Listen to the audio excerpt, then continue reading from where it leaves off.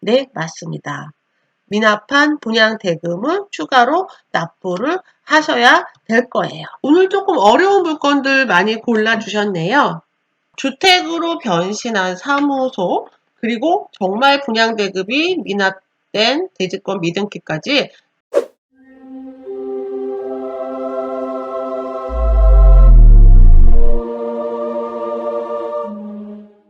안녕하세요. 반갑습니다.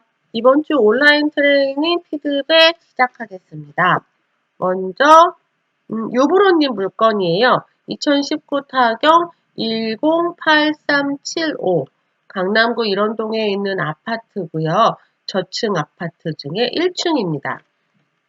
감정가 12억 5,600만 원으로 신건으로 나왔어요. 대지권하고 전용 면적이 같아요. 강남에 있는 저층 아파트면서 대지권이 19평 되니까 꽤 가치 있는 물건이죠. 밑으로 내려가 볼게요. 말소기 중 걸리는 근저당이 있고요. 밑으로 소유권 상속이 되었군요. 소유자가 돌아가시고 자식들에게 상속이 되었어요.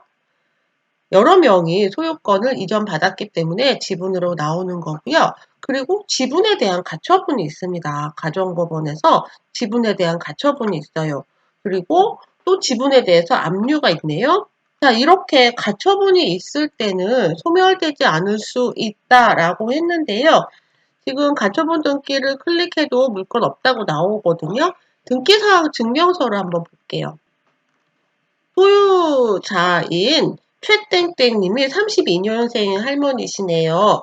그리고 이분이 여기에 살고 계셨는데 주택연금을 신청을 하셨어요. 주택연금을 신청을 한 상태에서 8년 후에 돌아가셨고 자식들이 5분의 1씩 5개가 있으니까 5명의 자식들에게 소유권이 이전이 되었어요. 상속으로 인해서 자식들에게 소유권이 이전된 물건입니다.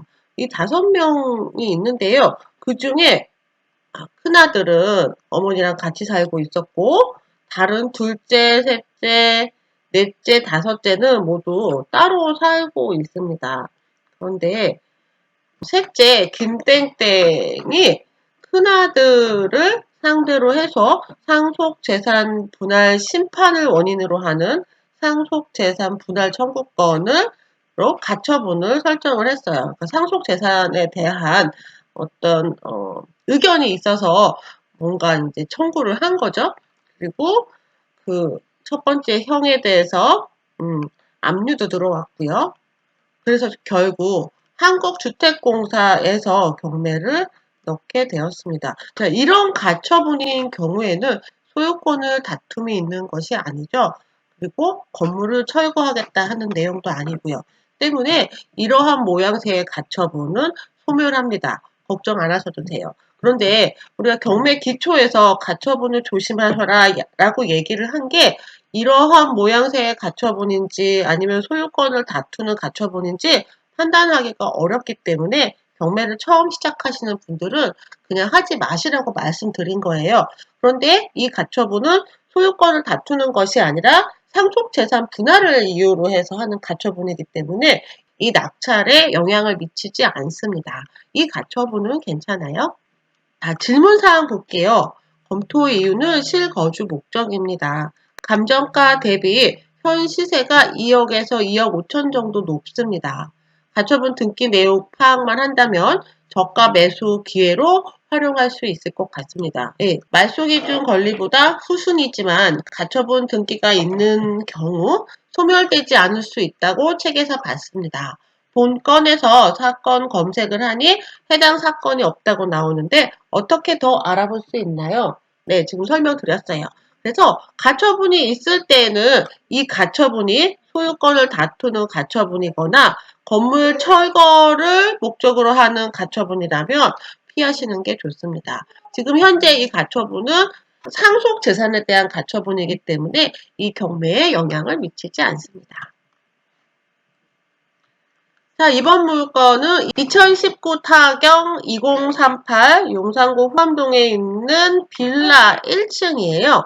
현황 표시는 201호, 그러니까 지하는 102로 1층은 201호로 표시를 했겠네요. 감정가 3억 1,400에서 유찰이 여러 번 됐어요. 그래서 현재 51%인 1억 6천만 원으로 진행을 하고 있습니다.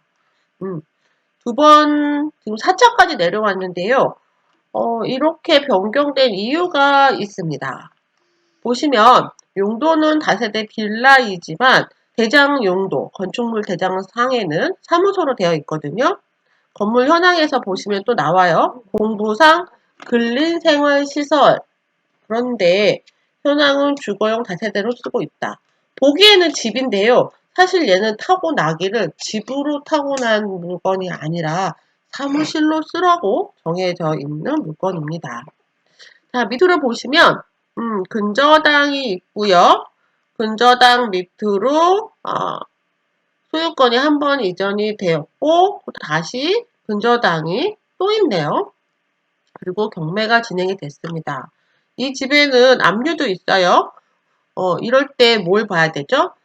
선순위 임차인이 있는지 확인을 해야 되는데 임차인 없이 소유자가 점유하고 있습니다. 그래서 권리상으로는 문제가 없어요. 문제는 이 집이 사실은 집이 아닌 근린생활시설이라는 거죠. 보기에는 뭐 완벽한 집이고요. 지금 여기가 1층, 여기가 2층이라고 해서 사실은 여기가 지하고 여기가 1층인 물건이죠.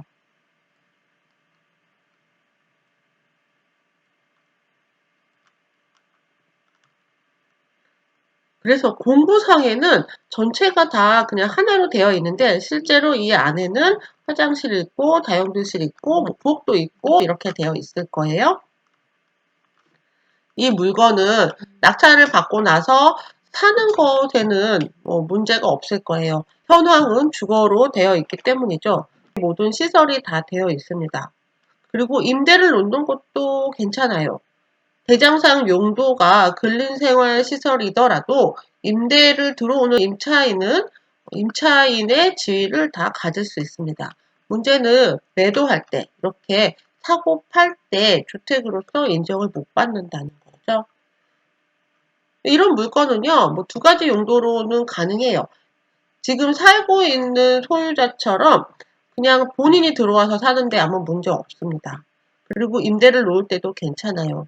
하지만 매도할 때는 주택으로서 인정받지 못하기 때문에 조금 더 저렴한 가격에 매도를 하게 되고요. 주거용으로 사용하고 있는 건 사실 불법 용도로 사용하고 있는 거거든요. 그래서 원래대로 용도대로 사무실로 사용하려고 시정명령이 나올 수도 있고요. 원상복귀하지 않으면 과태료를 물을 수 있습니다. 자, 이 물건의 목적은 시세 차익입니다. 현 주변 시세에 대비해서 낮은 입찰 가격이고요. 장기적으로 용산 개발 시 수혜를 받을 수 있을 것 같아요. 현장에 가보지 못해서 정확하진 않지만 주변에 비슷한 조건의 빌라가 3억 5천 수준이고 이 물건의 감정가도 3억 1,400으로 시작했습니다. 그런데 왜 세 번이나 유찰을 한 것일까요? 예, 우선 첫 번째는 사무소라는 것 때문에 그렇고요. 또 다른 내용이 있을 수도 있어요. 어떤 다른 내용이 있는지는 현장에서 확인을 해 보실 필요가 있습니다. 자, 이번에는 2019 타경 32974 인천에 있는 검단자의 2단지 아파트예요. 감정가 2억 5,300에서 1회 유찰해서 진행을 하고 있는데요. 대지권 미등기라고 되어 있네요. 미등기는 이 대지권에 대한 등기가 없다는 뜻인데 정말 권리가 없어서 등기가 안 돼 있는 경우도 있고요. 그저 그냥 등기부 상에 소유권 정리가 안 돼서 등기가 안 돼 있는 경우도 있습니다. 빨간색으로 대지권 미등기라고 계속 나와 있어요. 자, 말소기준 권리는 근저당이 있고요. 밑으로 근저당 압류해서 모두 소멸입니다.